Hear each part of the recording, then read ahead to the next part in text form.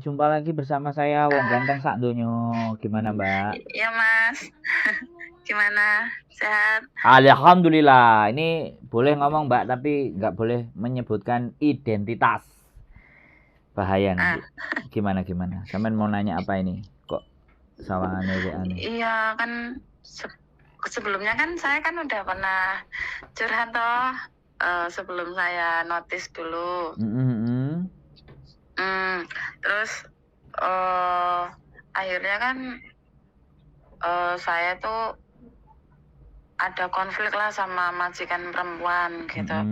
Tapi di notisnya itu saya yang minta pulang. Memang awalnya saya yang minta pulang. Nah, udah dari situ baru 2 hari, malah bosnya minta kamu boleh pulang lebih awal, tapi tetap statusnya saya yang notis kayak gitu loh, Mas. Nah, udah gitu, sebelum saya udah keluar dari majikan, saya udah dapat majikan lagi kayak gitu. Kata agent visanya bisa turun, kamu nunggu di Indo. Oke. Udah tanda tangan kontrak, udah gitu kan, paspor udah masuk ke imigrasi. Terus 2 minggu yang lalu majikan minta dipercepat visanya, tapi nggak bisa turun, Mas. Nah, saya mau nanya, misalkan kalau saya cari majikan lagi sekarang calling visa, bisa turun nggak kira-kira, Mas? Nah, sekarang persoalannya nggak bisa turun itu sampean harus konfirmasi sama agent. Kenapa? Agent yang sampean memproses sampean itu. Nah itu saya udah nanya, tapi belum dijawab-jawab sampai sekarang. Berarti sampean di cancel. Iya. Majikannya itu dikasih anak lain. Gimana, Mas? Majikannya yang sudah tanda tangan sampean itu dikasihkan anak yang lain. Bisa dipahami nggak? Lawong sudah interview sama sampean, majikannya oke dan minta dipercepat, sama agent di cancel, kan berarti dikasih anak lain. Iya, terus hari ininya dia ngomong katanya majikan cancel kamu soalnya nenek dia nggak bisa nunggu lama katanya. Kayak gitu. Betul, karena sampean butuh visa 2 bulan, tapi kalau anak finish datang ke agent situ, dia majikan langsung cepet, ya langsung gasret dan bayarnya lebih murah.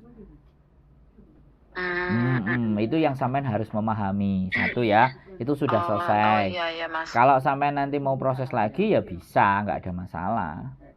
Proses seperti gitu. biasa, potongan biasa, kecuali sampean bawa majikan sendiri, itu beda urusan. Iya. Iya, soalnya takutnya apa? Kenapa sih ya gitu kan? Takutnya sampean punya masalah apa takutnya, begitu? Enggak, bukan gitu. Takutnya majikan lama yang ini apa?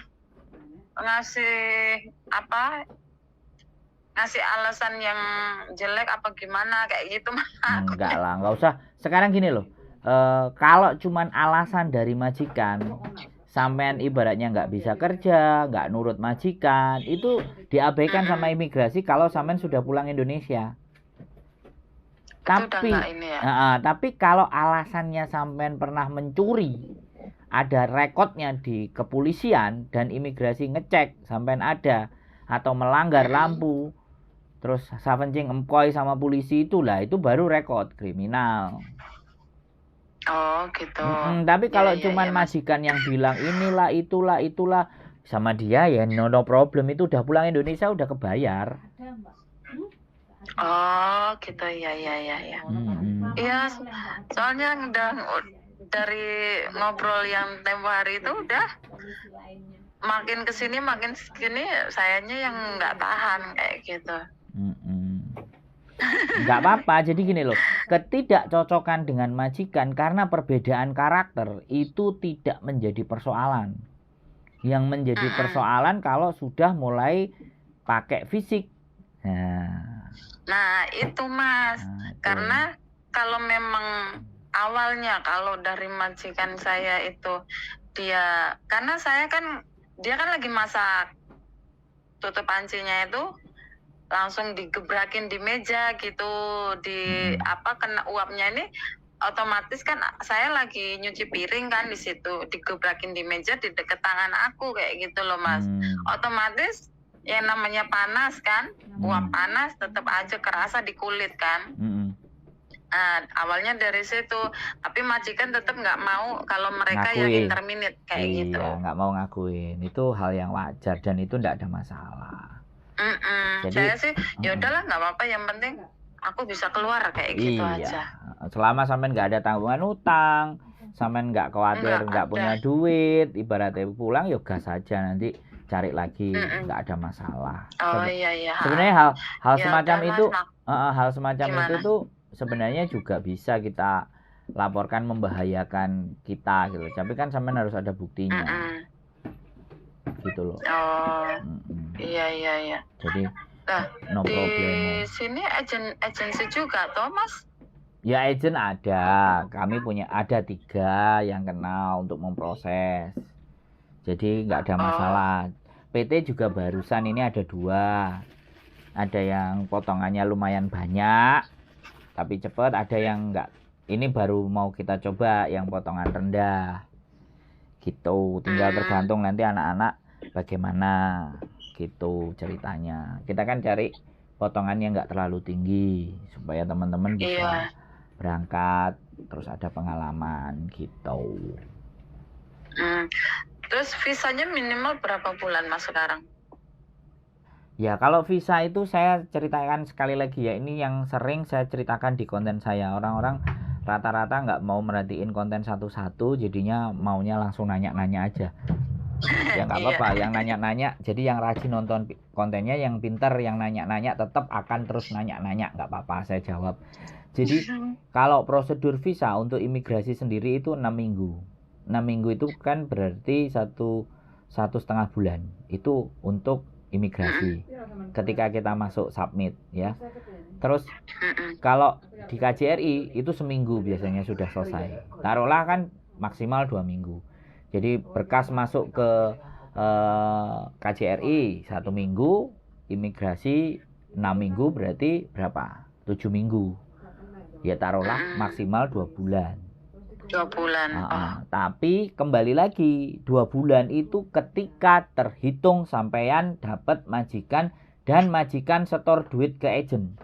Dihitungnya. Bukan dihitungnya sampean di interview loh ya. Karena itu agent. Kuncinya di agent. Ini yang banyak teman-teman nggak tahu seberapa lama sih saya nunggu visanya. Kan itu gitu loh. Iya Mas. Ya, kalau prosedur visa sama imigrasi itu semuanya sama, tetap. Tidak ada persoalan, tidak ada masalah 6 minggu. 6 minggu hari kerja. Sebenarnya. Hari kerjanya kan Sabtu sampai jam 12, Jumat sampai Sabtu. Dikurangi 4. 6 minggu berarti dikurangi 6. Kan minggunya ada 6. Iya. Kan gitu ceritanya. Nah, kalau KJRI seminggu biasanya bisa kelar, tergantung agennya. Taruhlah 2 minggu kan maksimal. Seminggu kelar ya cuma 7 minggu. Ya dari si agent tadi ngurusi sampean. Dari majikan setor duit. Otomatis begitu majikan setor duit kan diurus sampean nih. Iya. Karena ngambil sampean dari Indonesia kan mereka mesti bayar agent. Gitu ceritanya. Bisa dipahami? Bisa Mas. Terus ada lagi yang mau ditanyain? Udah cukup aja Mas. Nah ya gitu aja. Kalau banyak ya Mas. Siap. Kalau berproses dengan saya dokumennya tidak perlu ditahan, tapi kalau dengan yang lain-lain silahkan gitu aja, monggo. Kalau proses dengan saya simple sederhana aja, tunggu di rumah duduk manis nunggu majikan. Oke. Gitu aja. Oke. Ya, sehat selalu Mbak. Oke. Terima kasih. Oke, makasih Mas. Bye-bye. Assalamualaikum. Waalaikumsalam. Oke teman-teman semuanya, lagi-lagi ketakutan. Dan ketakutan itu tidak perlu kalian harus hadapi. Ya, karena banyak informasi di luar yang memberikan yang akurat. Dan sekali lagi blacklist. itu tidak ada rumus blacklist. Jadi blacklist itu sebenarnya di dunia persilatan teman-teman Hong Kong ini tidak ada. Yang ada ketika kita melanggar peraturan dan dinyatakan kena kriminal, dipanggil polisi, itu yang bisa menghambat turunnya visa teman-teman. Ya, itu. Terus yang kedua, utang piutang. Nah, sekali lagi, tapi kalau misalnya kita punya utang, terus kita jujur, kita mau bayar, kita mau proses lagi, ya namanya agent PT-PT di Indonesia itu kadang-kadang nggak mau memproses teman-teman yang bermasalah.